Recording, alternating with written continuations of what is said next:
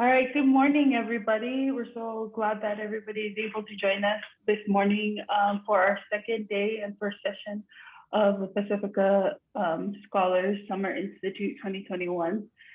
Today we have a awesome panel discussion about the history and current experiences with Iosepa. Many of our scholars, this is the first time they're hearing about Iosepa, and we're just excited that we have both of you here today, Director Charlene Lui and Councilmember Jake Fitisemanu to join us. How the day will go out is that we'll have the panelists speak. Cal and I will be moderating after we introduce them and we have our panelists discussion. We ask that you all, if you have questions, to write them down, and then we'll bring everybody into the group to discuss. And so think of questions, scholars, as we go throughout the day, throughout the interviews. So without further ado, I'll have Kehal first introduce, and then I will go.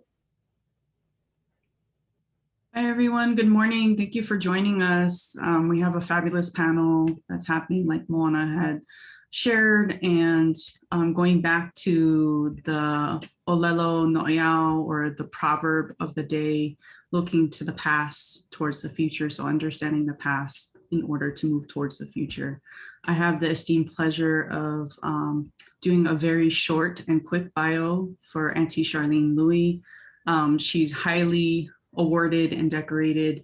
You could read more about her on the Canvas webpage where both of their bios are at, but I'll just do a quick one because I also want her to have some time to be able to share more about herself. Auntie Charlene Lui has an MEd in Educational Leadership and completed doctoral courses in multicultural education and English as a second language.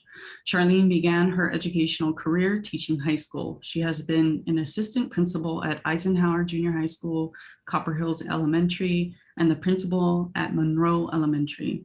Charlene, I think this is now maybe a little bit incorrect in terms of your retirement. Charlene is the Director of Educational Equity in Granite School District, and she has been an educator for over 30 years. She's a strong advocate for equity and the advancement of multicultural education. She has served on numerous community organizations, so not only is she involved at the district level, but she's heavily involved in the community. She grew up in Kailua on the island of Oahu. However, she's lived in Salt Lake City since she attended BYU. She was married for 46 years to the late Sione Lui from Fo'omatu, Tonga, and they have 6 children and 10 grandchildren. So she's just a great wealth to have in our community, and we're just so happy that she's decided to spend time with us this morning and share her mana'o about Iosepa. So please welcome Auntie Charlene Lui. And I'll pass it over to Moana to do the other introduction. All right, thank you. I'm introducing Councilmember Jacob Fitisemanu. Jacob Fitisemanu Jr. was born in Wellington, New Zealand, to Karen Dang and Jacob Fitisemanu Sr. Jake was raised in Honolulu, Hawaii, and Taylorsville, Utah, with a love of his vibrant Samoan, Chinese, and Korean American heritage. He graduated with honors in social science from Westminster College, where he also obtained a master's degree in public health. Jake co-founded the Utah Pacific Islander Health Coalition and has chaired the annual statewide Pacific Islander Health Week since 2012. He was appointed to the U.S. Census National Advisory Council in 2014 and serves as the board of directors of the Asian and Pacific Islander Health Forum. In 2015, Jake was appointed by President Barack Obama to the President's Advisory Commission on Asian Americans and Pacific Islanders. Jake is the director of the UDOH Health Clinics of Utah program and lives in West Valley City, where he serves on the city council.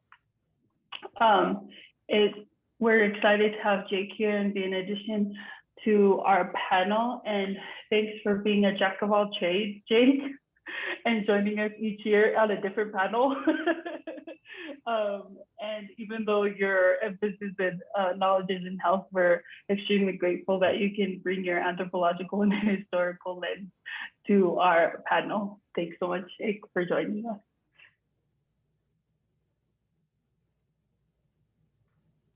So I think today we wanted to just start off with Cal and I moderating the panel. We wanted to both have you introduce yourselves in terms of your connection with Iosepa when you first knew that it existed. I know both of you enter in at a different in a different place and time and have familial connections to that space. And then we want to just touch on like the history of Iosepa and things. We did have the scholars read up and watch a couple of clips, but we also know that hopefully in the future we can provide more literature and art around telling these stories that are so powerful and important to us, but aren't widely known to the larger community. I wanted to first direct it to Auntie Charlene, especially working in the educational system and seeing there has been such a gap. When I was a kid and you saw history, if it wasn't for us going out there on the weekend of May 24th, we wouldn't have really known anything about Iosepa. So kind of your experiences when you moved here, and if you even knew prior to that about the colony. Mahalo, Moana, and thank you for the opportunity to be here with everybody today. And thank you, Dr. Vaughn Kaholani, for the introduction. I'm still currently the director for at least another, 23, 24 days. Who's counting? But anyway, once again, thanks again. And Jake, as always, it's good to be with you. And I have to say, you read that I was assistant principal at Eisenhower Junior. That's when I met Jake. I think he was in the 9th grade. So when you asked me to go first, that really shows my kapuna status, right? Because like, oh my, I'm a little old here. But anyway, but when we go back to that, I just wanted to say, when I came up here in 1971 to go to Brigham Young University as a freshman, right out of Kamehameha schools in Hawaii, I did not know anything about Iosepa. But I was very involved with our Pacific Islander Club, and then when I got married a couple of years later and started to actually live in the community in the Provo-Orem area, I met Auntie Vermine Hawes, and she's married to Paul Hawes. Some of you know Auntie Vermine. She's from Laie, Hawaii, and she was my first. She was the one, because she had family, Ohana, that's actually buried up there, in this at Iosepa. And so before it was a national site or registered as a national monument or whatever, she would take her family, and they did that for years, and then she would extend that out to those of us that were fortunate enough to be a part of her extended Ohana, and we would go up there on the Memorial Weekend. We'd take our rakes and everything and clean up the graves and everything and have our own little celebration of life with them, and have our own family meal, et cetera, et cetera. And that's how it started. And then after that, you can see through the years as people got more involved. And then, even as I was reading through Hoku's article, Dr. Aikau's article, it brought up William Wallace. And I remember when he came up here to work on his PhD, that he started getting very involved in Iosepa because of his connection with the families and everything, and how he was working with several others to recognize it and to bring it to the forefront. Because I am a member of the Church of Jesus Christ of Latter-day Saints, I then also became more familiar with Iosepa as we started doing some studies, in our church organization.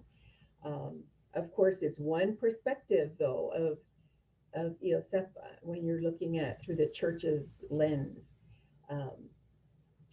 But those are my first remembrances of Iosepa, and then the stories that came up as a result of that.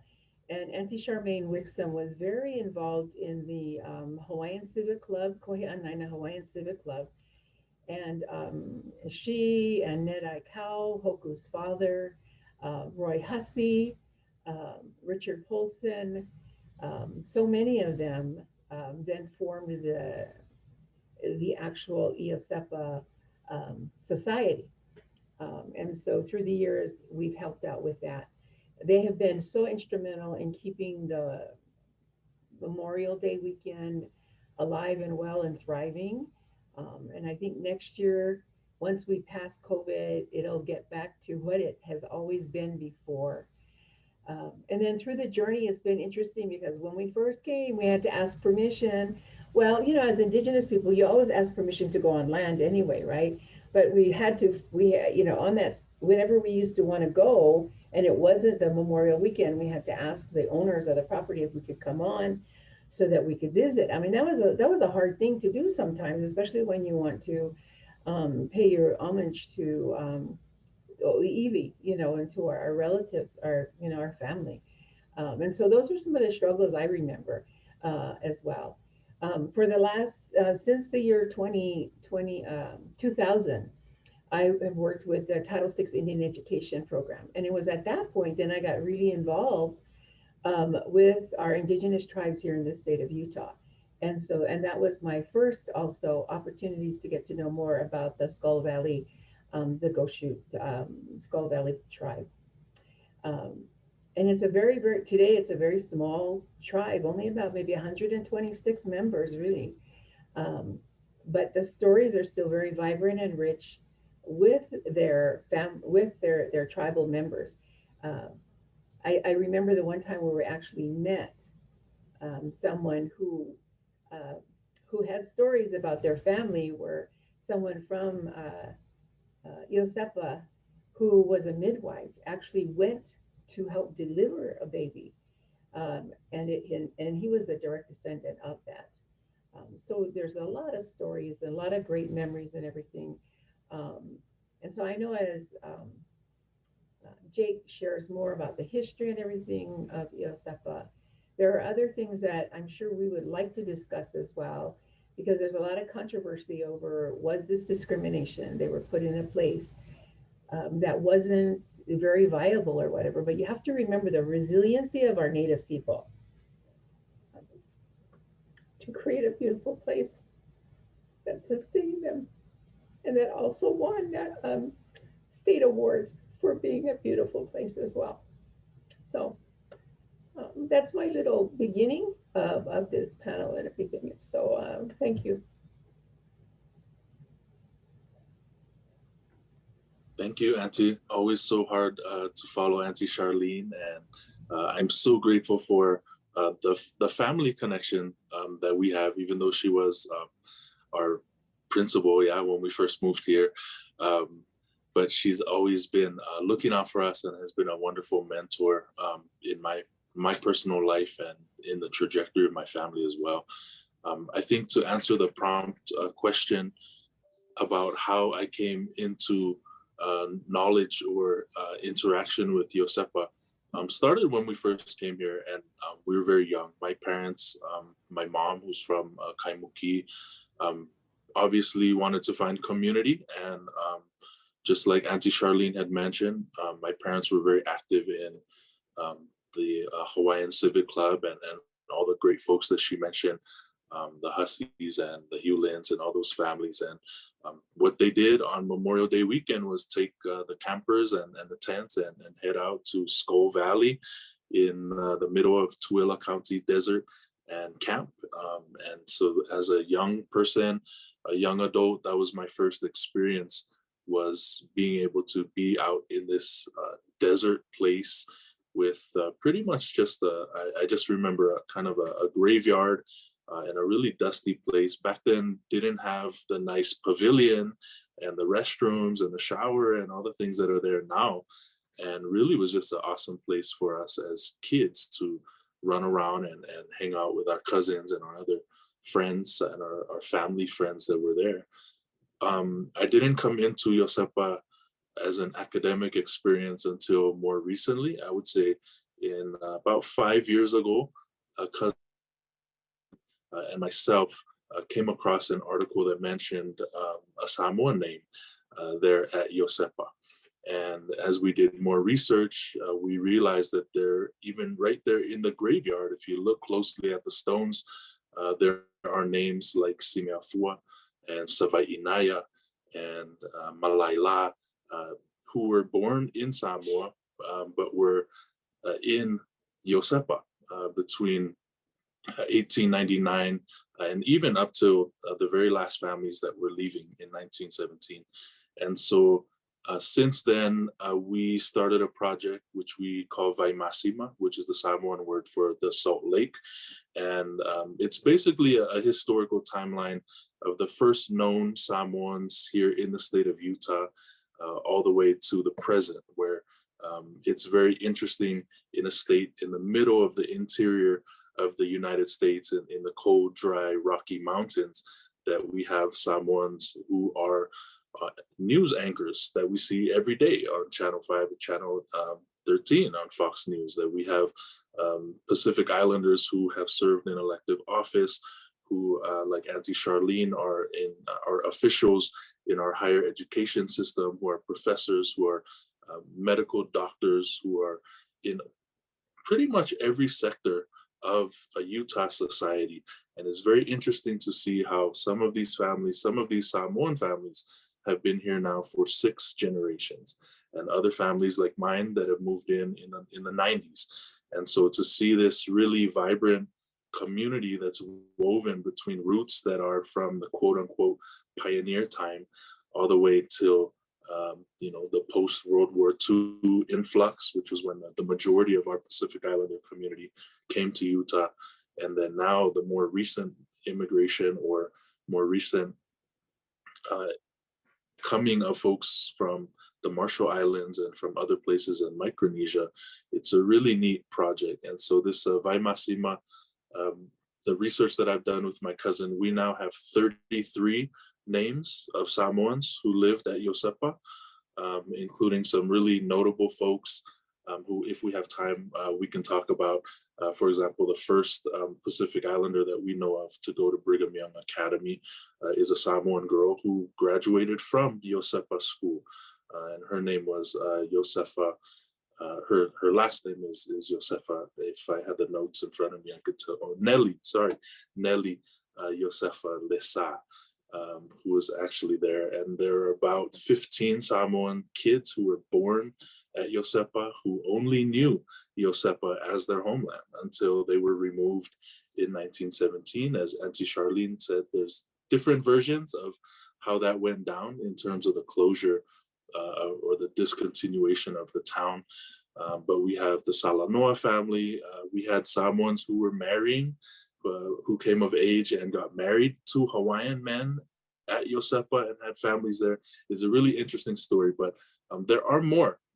We have 33 names, but we have reference of almost 50 people who were mentioned as Samoans as a count, but we just don't have all the names and the stories. But they're really cool stories, some really heartbreaking and very sad stories as well, in terms of the discrimination, in terms of the differential treatment that these individuals faced when they came into town.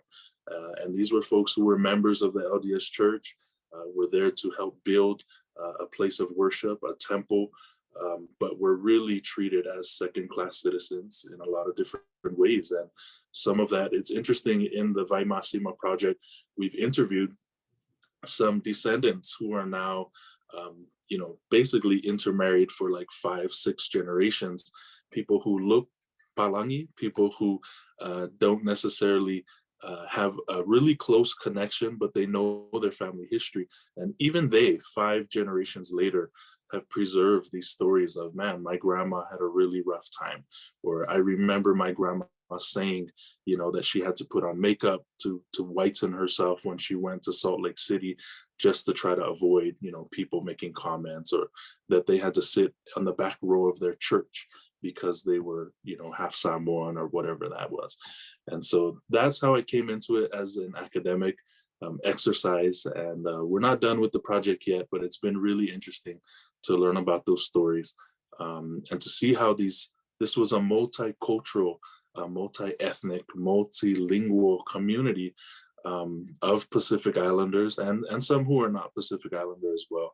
And the fact that this community persisted and didn't just survive in Skull Valley, but really thrived, as Auntie Charlene mentioned, won some awards as a very beautiful progressive city, had running water, fire hydrants and all that type of stuff, is really, really a really cool but overlooked story in the history, not just the history of Utah, but the history of the American West and the frontier.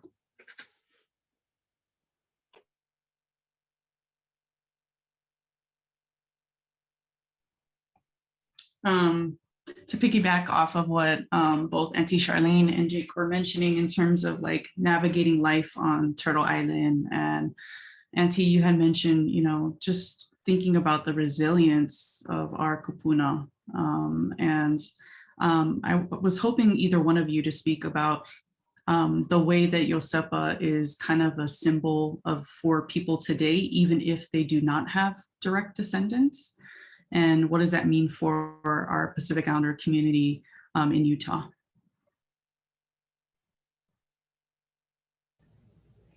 I'll go ahead and answer that first, and then Jake, please follow.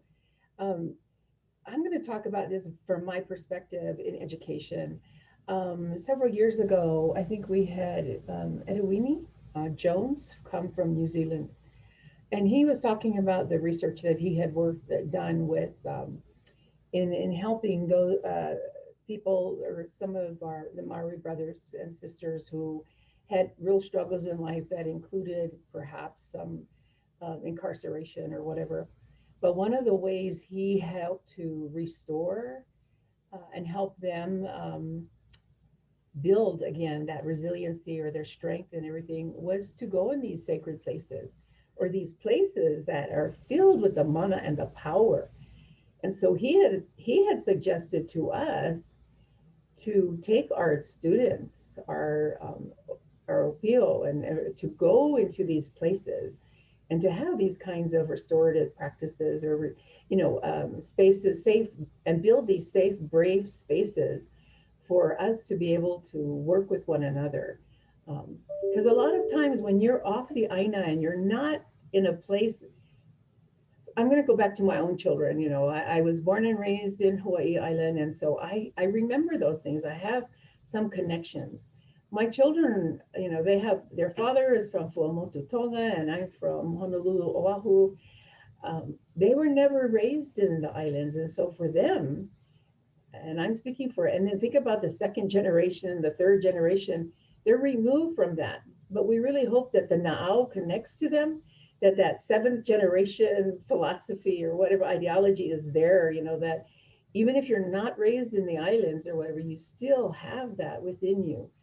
And so collectively as a community, what are the things that we can do to instill this in our youth, and so they feel like they have a connection, or they know who they belong to. And especially, Jake referred to being multi-ethnic, multicultural, multilingual.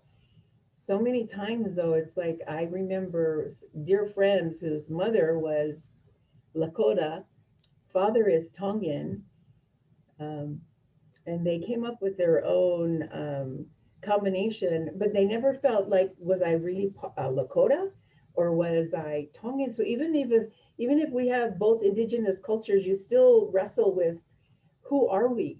And so I really think it's important for us, in whatever capacity we have, as kupuna educator, scholar, doctor, whatever, that we help all of our students to feel comfortable with who they are, and to create this identity.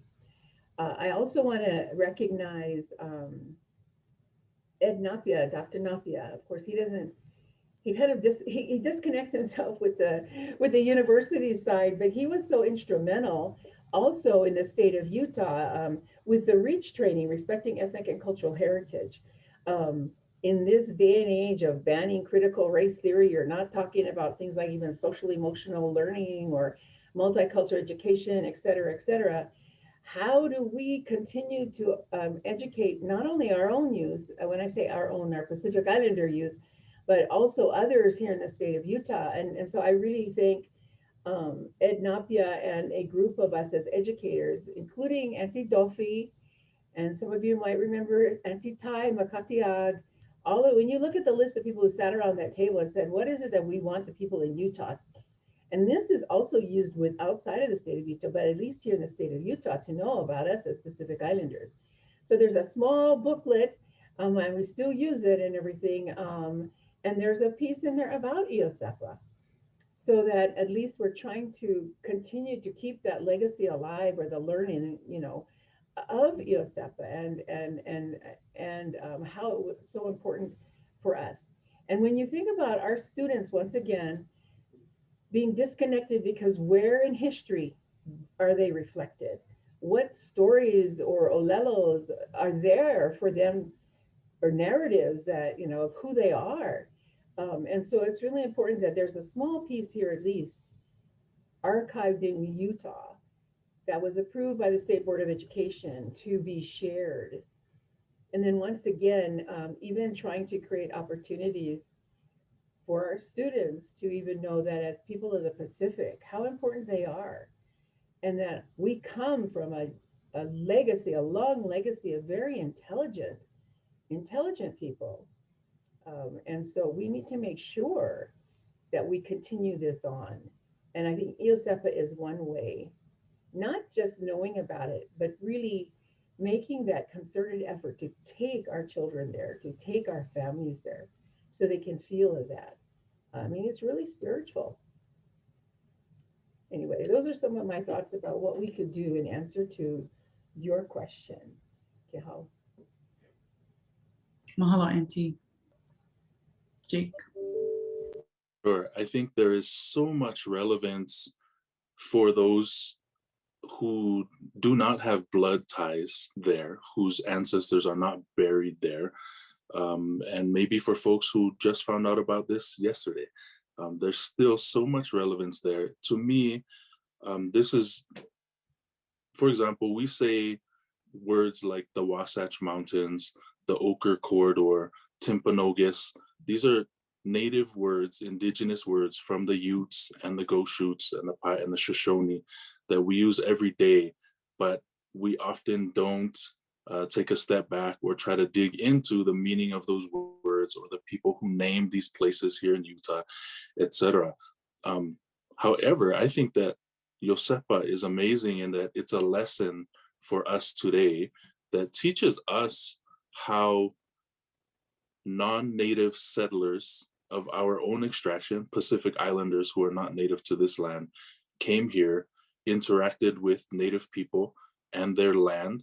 And it is a really eye-opening example and a lesson of how we can do that today as non-native settlers on this land in modern urban Utah, in that the Pacific Islanders at Iosepa always invited and shared what they had with the Goshutes.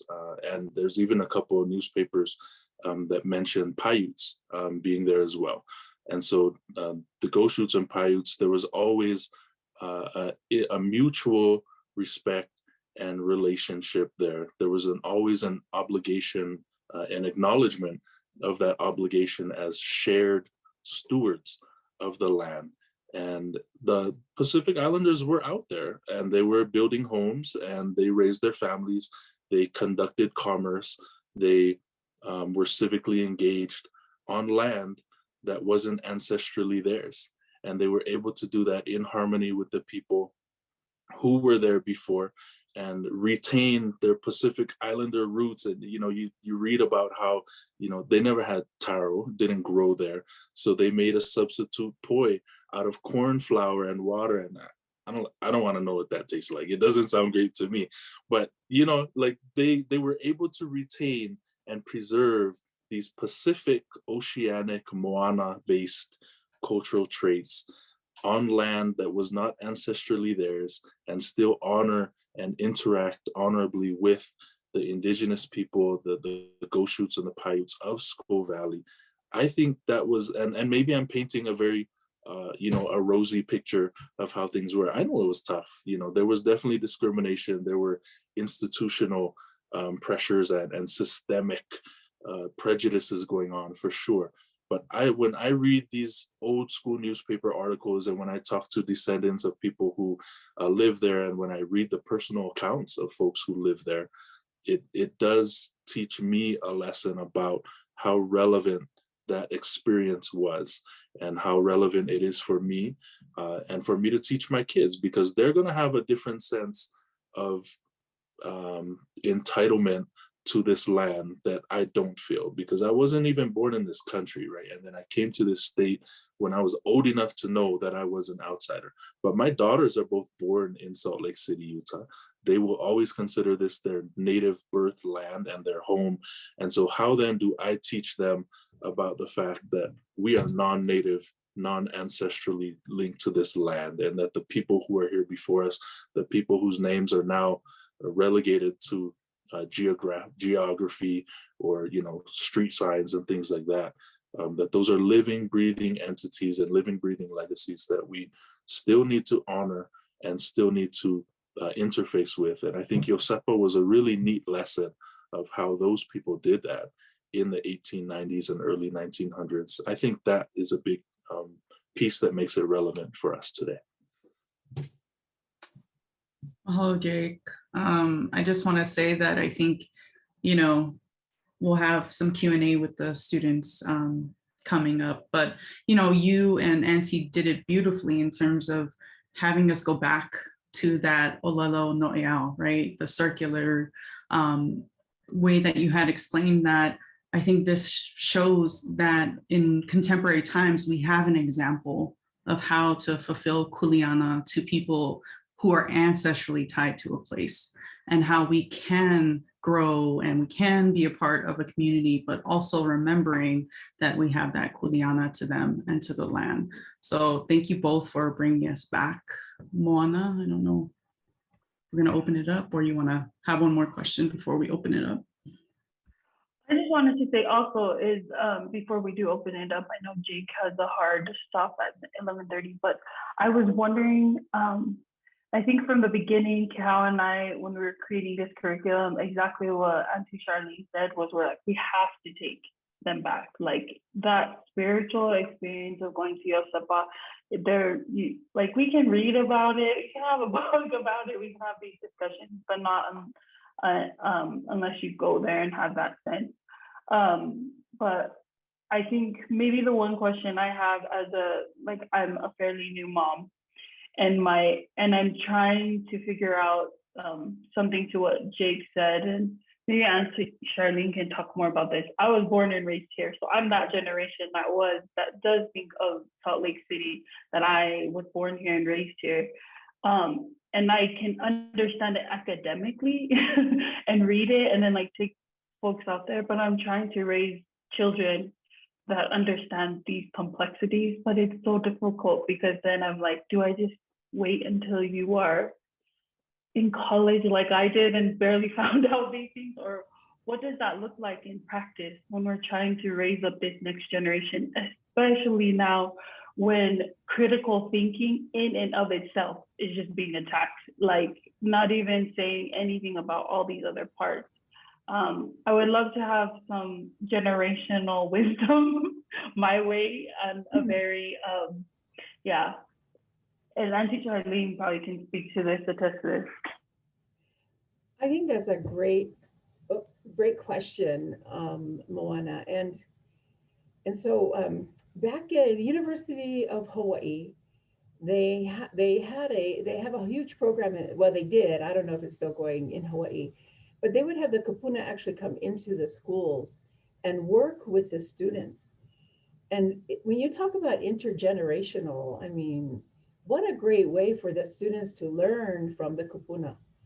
And so looking at that model and the research that's behind us that supports that, even having opportunities to hear the narratives from our kupuna who have lived there because we still have a few that are still alive here, you know, or direct descendants to actually, instead of learning about and reading, like what you say, Moana, the academic part, learning from.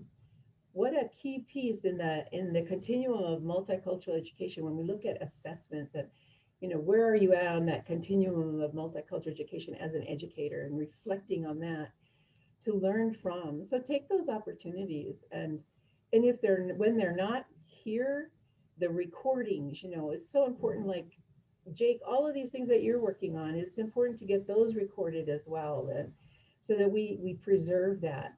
But just picture this: if you were to take Moana, if you were to take your children and maybe your other nieces, nephews, or whatever, and then you had a kapuna there, elder, and maybe it's even someone from the Skull Valley tribe too, talking about their side of Iosepa, and having both representatives there.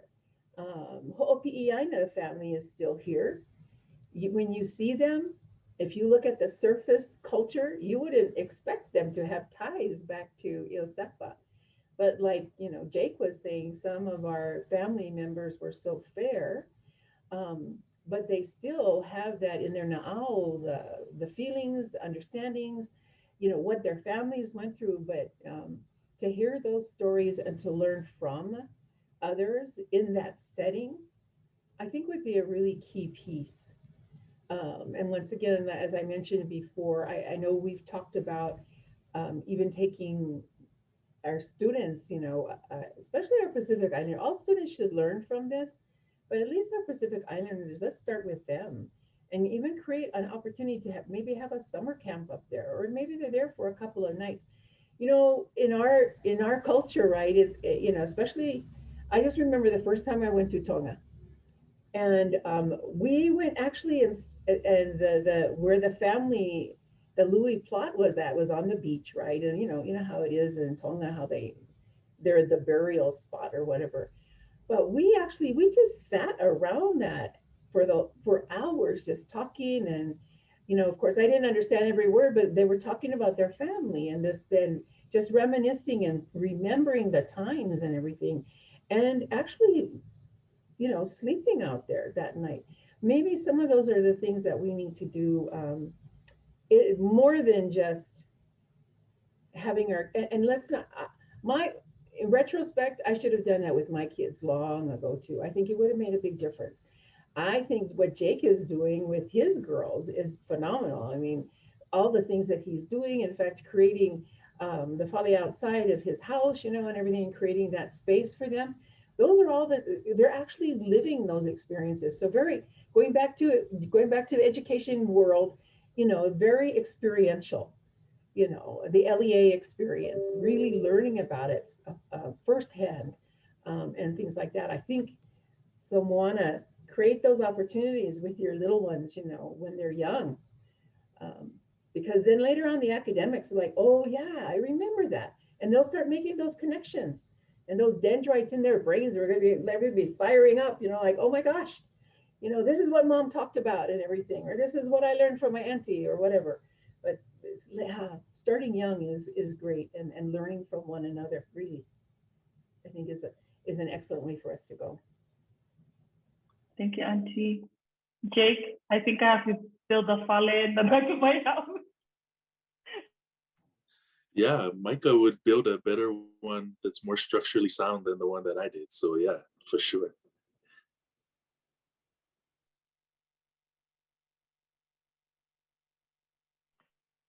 So you have Yes, other, yeah. Oh, I was gonna say I'm probably not the best person to ask for parental kind of advice, but I do think that when I do take my girls Iosepa, and I learned this from my parents taking us there, is that, you know, you just don't, it's not just a vacation, it's not just a weekend camping trip. It's a understanding that before we go into the graveyard, we chant, you know, and there is a respect for that. There's part of the Vaimasima project about researching the presence of Samoan people in what is now Utah, from the 1880s, actually, all the way till now, has to do with acknowledging and honoring that memory.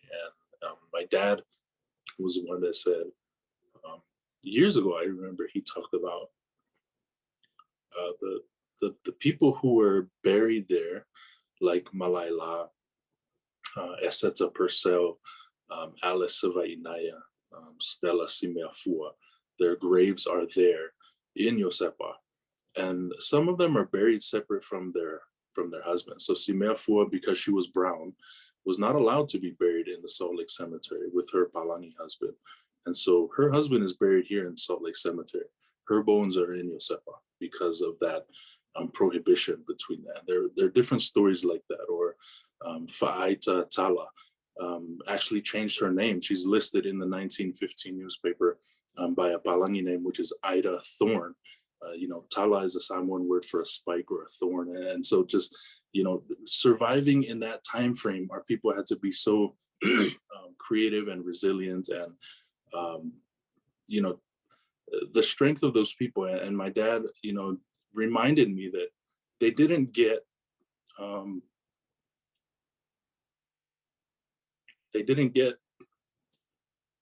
the funeral recognition that they deserve.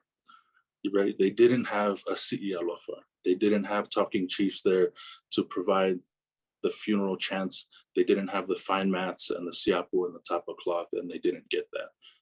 And part of our project with Vaimasima is to acknowledge those people and their lives and their struggles, and to, in a way, I guess, symbolically or by proxy, provide that cultural protocol to honor those Samoans. Because for so long, nobody knew there were Samoans there, or they knew, but the Hawaiian stories were very much at the forefront, which they should be. That I'm not saying they shouldn't be, but there are other reasons to study this, not just from a historical standpoint, but I bring this up because the next time we go back, the Samoan community has actually planned to host by proxy kind of a funeral ceremony for the Samoans who are there.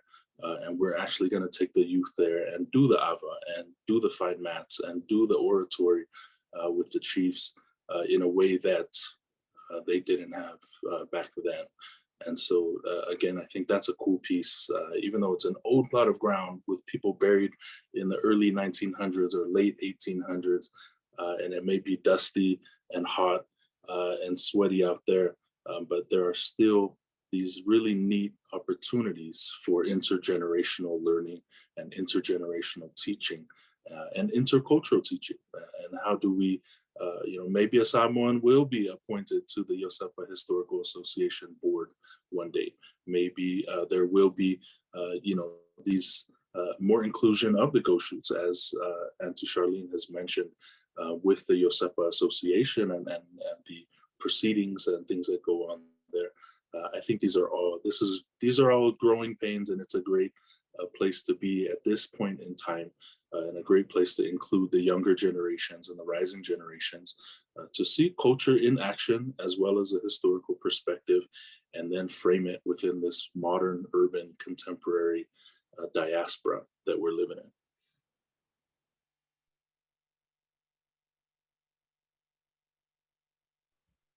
I mean, before we open it up, I just kind of want to go back to some of the points and highlight them that you've been making in terms of, Auntie Charlene, you had talked about our youth, our children who grow up in, urban places that are Pacific Islander, but are being raised in Turtle Island, and having that connection and feeling that connection to place, and the importance of feeling that connection because we are Oiwi, right? And so having our Oiwi buried back at home in the islands, but also recognizing that we actually have Iwi buried here, and that is ongoing, and that kuleana to recognize that Iwi, like Jake is talking about, right?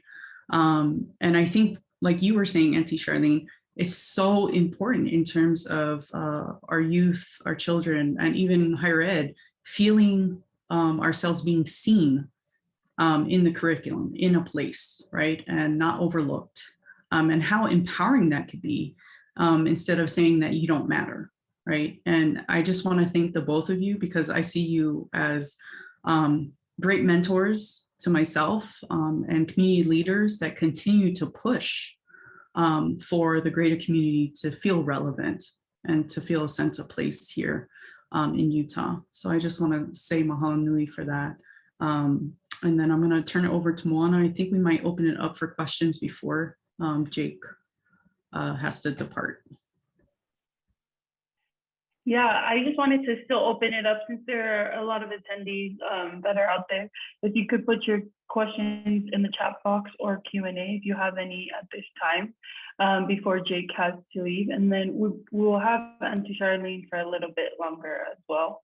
And then for the scholars to just stay on when we're opening it still to the public, but once those questions are answered, just stay on and we'll close out this session.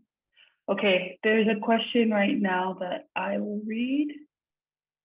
One of our scholars, Freddie, says, nowadays, do you think Iosepa can become economically viable if the Hawaiians were given back their land from the LDS Church or whoever owns the land currently?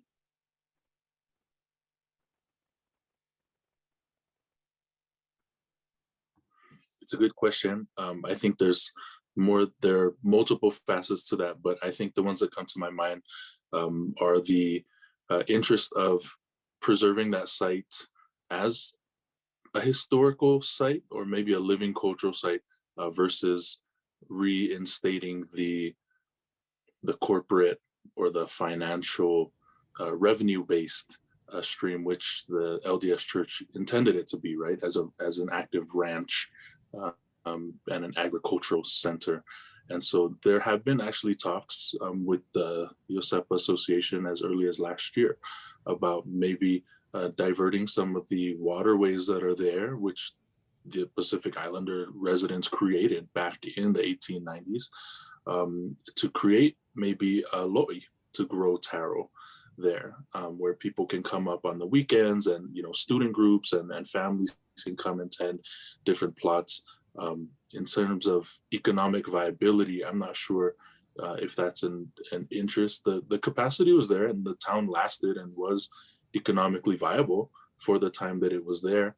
And I think that probably could be brought back as well. But I think as a living historical site and a cultural connection site, I think there is a lot of potential there in a way that could generate revenue, at least to sustain activities there, but to become a fully operational ranch, again, I guess that potential is there, but not sure if that's the will of the community necessarily. So I do agree with what Jake has said. I know several years ago, before the West Valley Multicultural Center was created, there were some of us in an organization called Faces of the Pacific. And one of the things we had looked at doing is how do we create a learning lab situation? And at one time around Decker Lake, because there's the water there, and having a learning lab experience for our students and IE, especially Pacific Islanders, to be a part of that. So in thinking about that, kind of connecting with what Jake had said, that could be a way of making Iosepa maybe an economical, could bring in some kind of revenue or whatever for the association or for the Iosepa Association Society, as a museum kind of a thing, where it's like at the Thanksgiving point, where you actually have opportunities to go in, learn, do certain things. And as Pacific Islanders, we're very hands-on kind of people too, and what a great way for learning if we were to create something like that, as Jake had said, to have some of these actual experiences. I think it would be a great learning experience, and perhaps bring in some kind of financial revenue. So, because it takes the Iosepa Society has to maintain what they're doing and everything, and so that would be a good way, at least, in all of us maybe sharing in the kuleana of how do we continue to keep this sustainable. And so that might be something to really think about. So thank you for that question. I'm going to combine, I wanted to this by the scholar, one of our scholars said, especially Auntie Charlene too. So it says, outside of our learning from my own family history, I feel there's so much I need to learn in our own history here in Utah. It can feel a little overwhelming at times. What would be the best sources or direction to seek an accurate depiction of our people and their stories, experiences in settling in the United States? That's a good question. That could also go to Dr. Vaughn. Yeah. Open. Well, that's a really good question. I'm going to speak from the Hawaiian perspective. When we think about the monarchy, right? So right now in July, there's a contingency of Hawaiians, and I've been invited to attend as well. It's the signing of 100 years of the Hawaiian Homestead Act. But when you think about Prince Kohio going there, and Queen Liliuokalani, it's really important that it's buried in the archives. And it takes somebody saying, hey, well, didn't they go there? They were recognized as a state.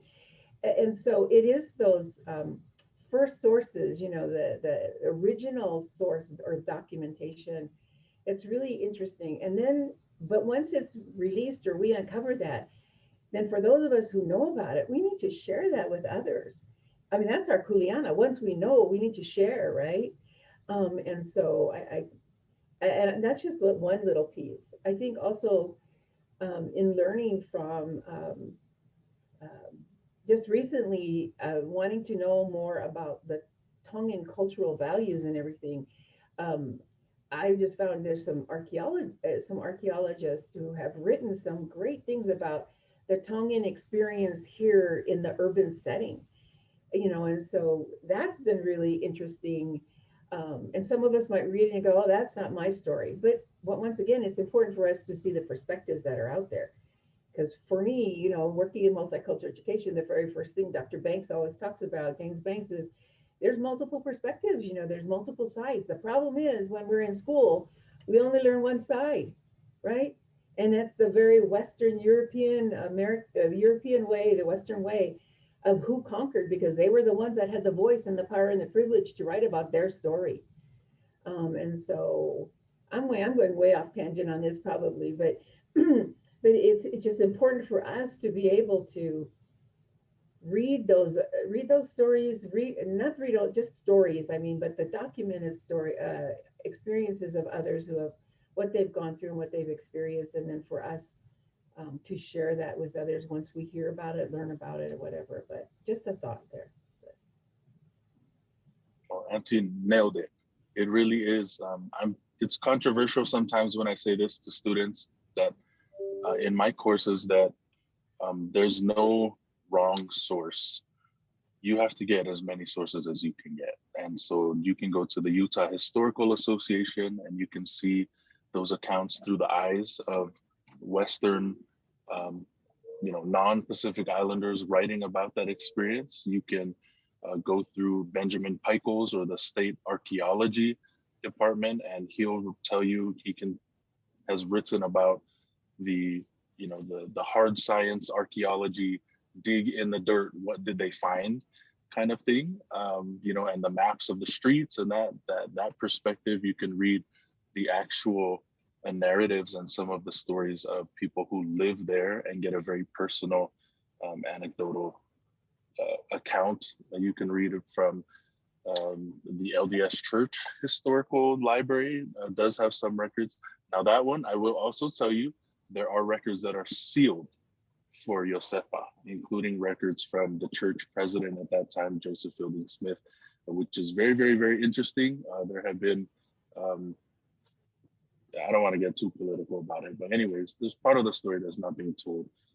But for, I guess, the advice I'm giving, which is just to echo what Auntie Charlene said, is finding as many sources from as many different perspectives as you can is how you're going to build a broader story of what that actually looked like, rather than just getting one side. And so a tip for my students I always give is go to the back of the paper, go to the back of the article, go to the back of the book, and find those primary sources. Because when you read Dr. Aikau's awesome book, when you read Wallace, when you read these different theses that have been written by other researchers, when you read Benjamin Pichel's archaeology reports, when you read the Vaimasima project that me and my cousin are working on, what you're reading is our interpretation of those sources. But in the back of the book, in the back of the essay, we have to list our work cited. We have to cite the primary sources where that information comes from. Seek those out. And then when you find those sources, go to the back and find out more primary sources from there too. That's always a good way to build this story and paint this picture as broad as you can, instead of just watching Fox News or, sorry, I had to throw that in, just going off of one source. Yeah. If I can, before Jake goes though, in reading multiple sources, I remember when I started really digging into the stories of Iosepa. As an activist, I got really angry. There was a time when I thought, how could they do this to our people?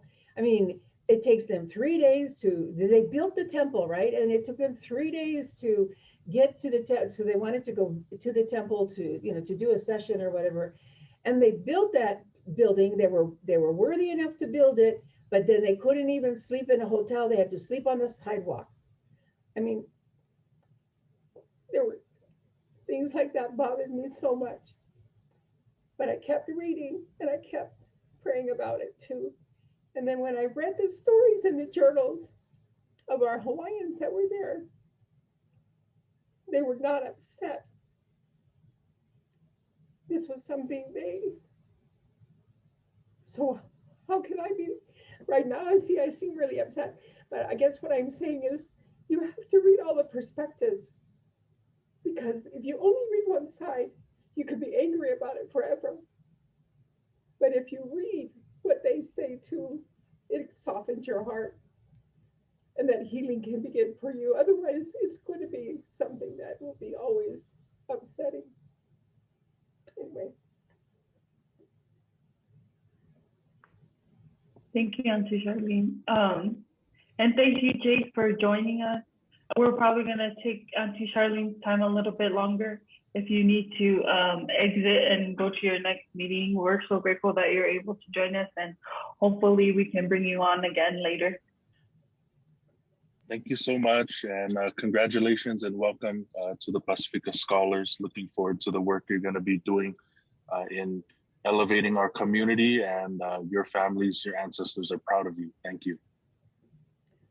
Aloha, Jake. Thank you, Jake. I wanted to touch a little bit on what you just said, Auntie Charlene, because it's on point. I don't know if you feel that way in terms of reading some of these stories and feeling what you're talking about, but the multiple perspectives. I want to echo that. Is oftentimes people attack the thought being critical, when in reality, all that critical thinking is saying we're considering the source and we're considering multiple voices in the conversation, which in its simplest form is all we're asking folks to do. In terms of being part of the Pasifika Scholars too, is maybe this is the first time or you already have been associated or understand these different perspectives, but that at the essence, that's what we're asking for you to lead this week and be like, I want to consider the source. Also, how many perspectives have I asked about this one story? If that's the only thing you left with, and then you're thinking about Utah history and you said, well, let's consider the source and how many perspectives have we heard from this one story. Ooh, Kao and I have done a wonderful job. But I wanted to read the next question of how can I, as a Hawaiian now living in Utah, spread more awareness and honor our kupuna of Iosepa today? Well, being more involved with it perhaps, or once again, sharing it whenever you can.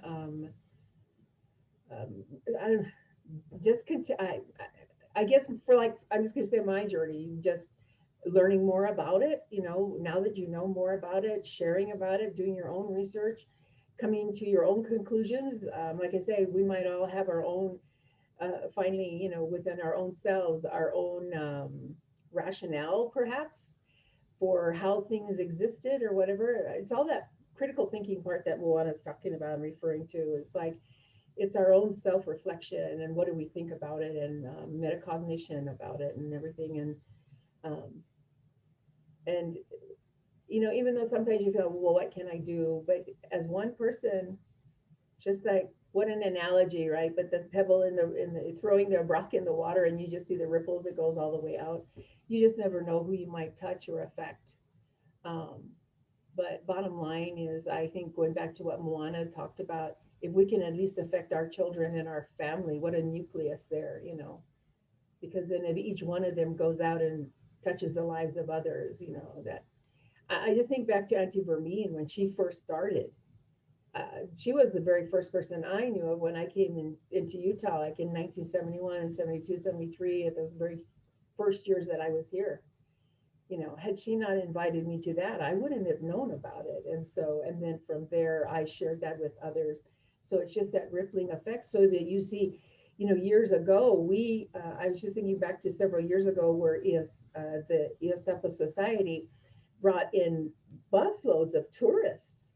You know, a lot of our Palangis, Haulis, you know, coming to Utah, they would bring them up there. So those were other ways. So when they go home to wherever they're from, they're sharing the story about Iosepa as well. So we continue to, whatever we learn, we just keep sharing that with others, I think, is a great way to exponentially get the word out about Iosepa. Auntie, I just want to touch upon, you know, some of the things that you were talking about in terms of, you know, understanding multiple sources and perspectives, and, you know, what Moana was touching on as well, right?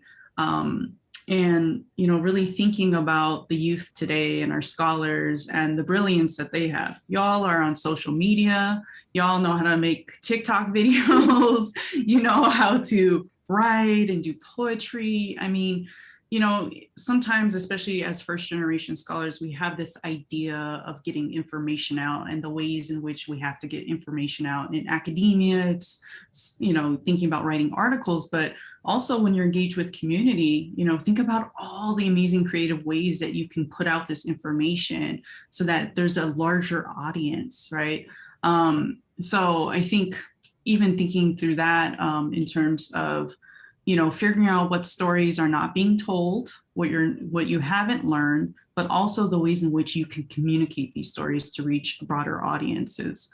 I think as an academic, I'm trained in a certain way, but honestly, when I have my finals in my courses, I tell my students, I'm like, do a creative project, do art, do something that speaks to your heart and passion, because that's really going to enable more people to kind of see what you're talking about, and not just, we need people to write academic articles, but we also need people to do the creative projects as well. And that's also going to be a point of healing for us.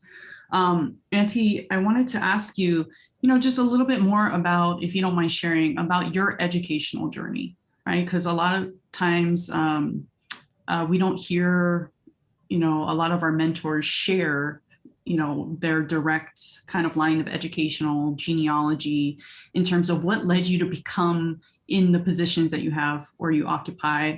Another 30 days today, but also like your community involvement. So like, you know, if you could share just a little bit about your educational journey and what led to what, and share that mana'o with us, that would be really awesome. Thank you. Great, thank you, thank you. So I guess I want to start back at having the opportunity to go to Kamehameha schools. I didn't think, well, based on how much the tuition was nothing when I think about it back then, but it was because of my father's family, you know. See, this is where I represent the oppressor and the oppressed. I can trace my lineage on my mother's side to prior to the arrival of Captain Cook. Okay, but on my father's side, he also has a little bit of Hawaiian blood, but he also his my seventh great great grandfather, Jarrett P. Judd, was one of the first Protestant missionaries to come to the islands. And so there was power and privilege in my family. I didn't realize it because when my parents were married, my father was disowned because he married Hawaiian Chinese woman. And in those days, back in 48, not, it was against the law, really.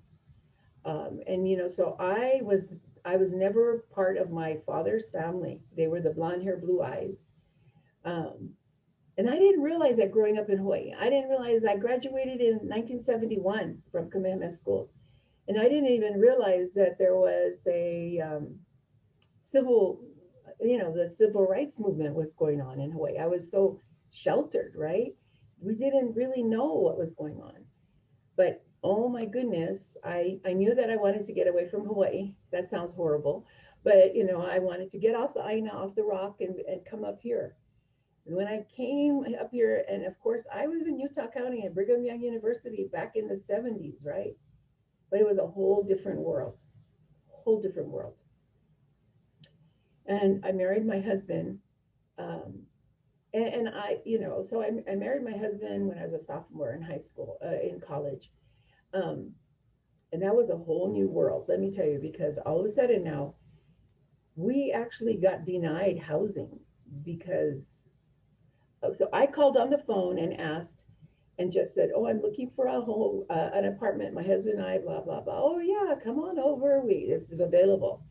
We both went to the door, knocked on the door, and all of a sudden, this was like less than 10 minutes after the phone call, and we were told, oh, we just rented it out, so sorry. And I remember when my mother came to visit, she said, don't take your husband to the door, you go by yourself. And so my mom was very akamai to these kinds of things because she had been through that herself, even in Hawaii, right? The discrimination. And so welcome to this world of discrimination. No longer did I have any kind of power or privilege, it seemed like. And at that time, back in the 70s, there were very few people of color, let alone Pacific Islanders at that time. So I could name on one hand the Tongans and the Hawaiians that were there at that time. But I was very fortunate that I was able to complete my education.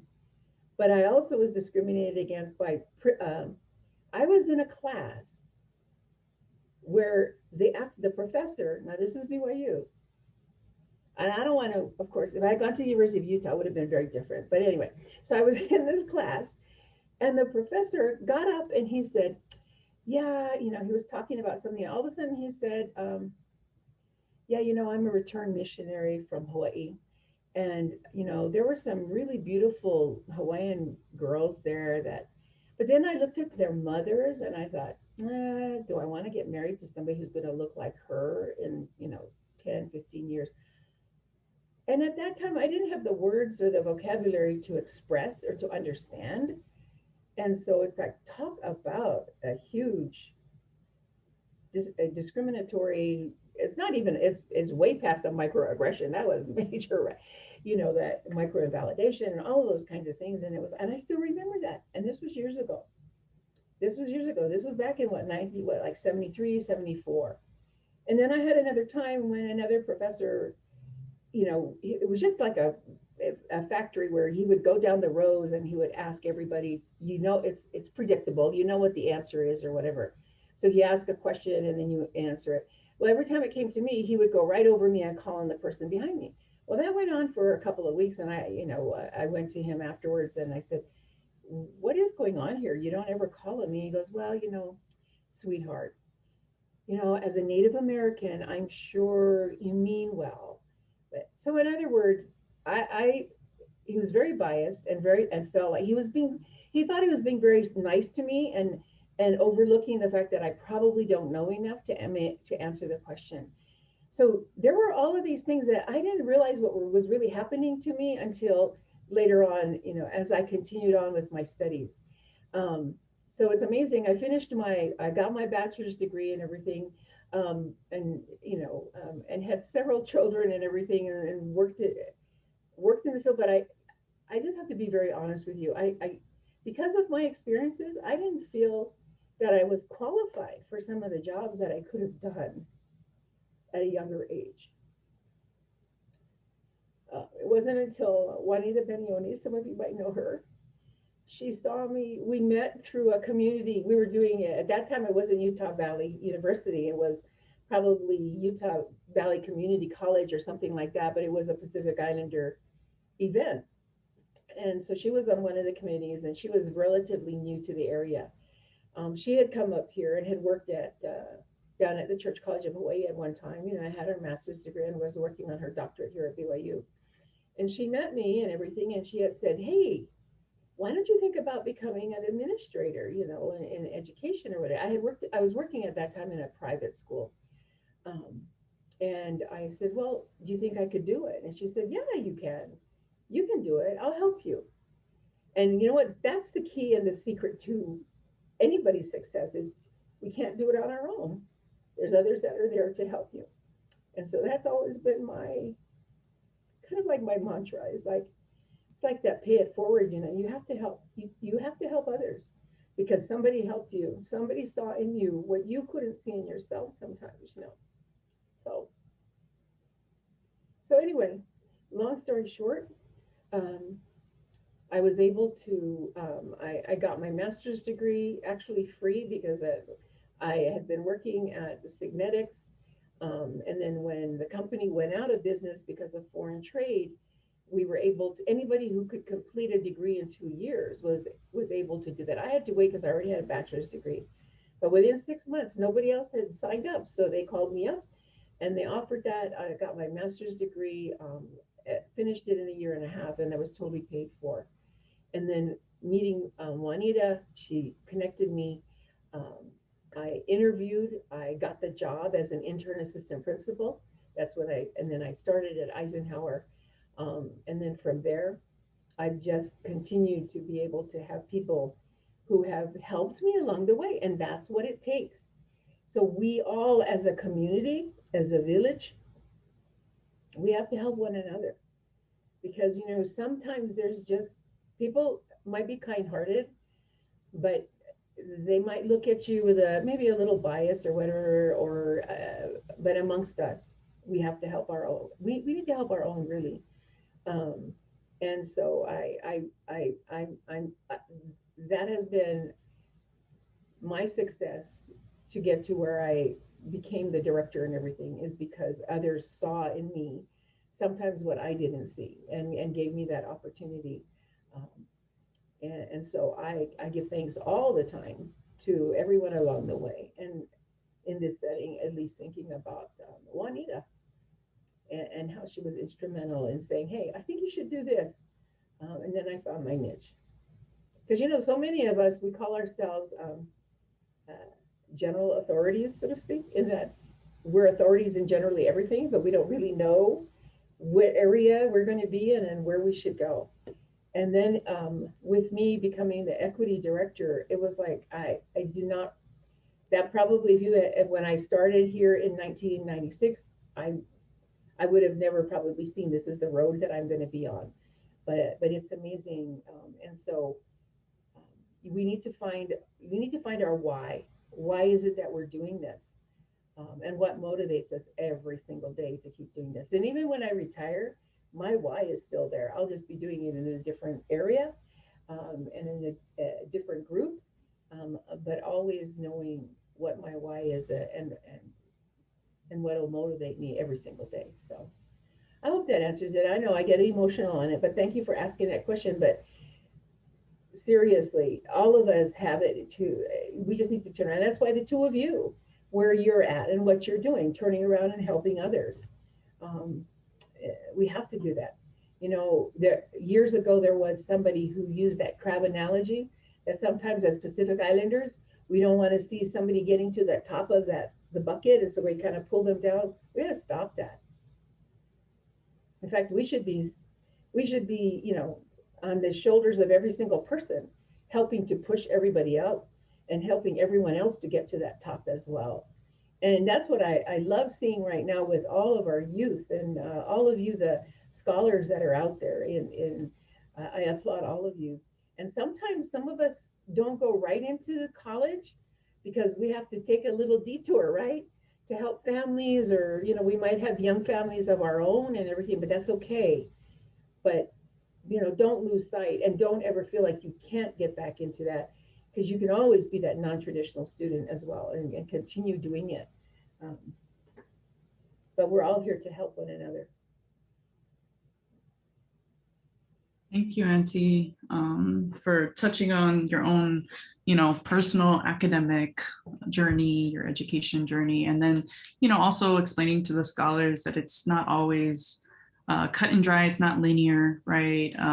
We oftentimes we do have additional kuleana responsibilities to take care of loved ones, but thank you for, you know, really showing us by example, you know, how you can do it while raising a family, but also, you know, I want to say, just knowing you for the short time that I've known you and all the work that you do, not only within your professional job, but out in the community, I feel like you do it because you want to create something that probably wasn't there for yourself, right? You want to be an advocate so that other people can have a better educational experience. Not just for our community, but for the many communities that you advocate for. So we're just so honored that we get to spend time in hearing your journey this morning. And we just want to give you a huge mahalo nui, not only for sharing with us, but also continuing to do what you do, even past the 30 days. I'm sure you're going to have a new role after that, but even past the official 30-day mark or 20-something days left, you know, I know that you'll continue to be out there. You'll continue to be advocating. You're going to be continuing to try to find these stories that need to be told and create education that's empowering and meaningful for many of us. So just want to say that. Thank you so much. Thank you. Thank you. Thank you. Yeah. Thank you. We want to just thank you so much for coming and joining us today. We wish you could meet all of us in person and hopefully in the future. And we know we'll still see you in the community, Auntie Charlene. But you will be missed at Granite and us easily connecting over there. So hopefully you will be able to connect with the next director in your capacity as well. And the rest of the Pacific Islander folks that are still all fighting the good fight over there on the ground level. Well, thank you so much for joining us. I think for this portion, we will be transitioning, and those who are visiting and are not scholars, we'll bring in the scholars, and then we will just close out this portion of our session. So thank you so much, Auntie Charlene. Thank you. Thank you. Mahalo nui. Meke aloha, meke aloha, meke aloha. Gratitude and thanks to all that are present, that I see on screen, but most of all, especially in our Indigenous ways, those that are not, that we cannot see, but are still around us, that always support us every day. That's who we are as Pacific Islanders. Best wishes to all. Thanks again for the opportunity. Mahalo, mahalo. Bye-bye. We'll see you. Take care.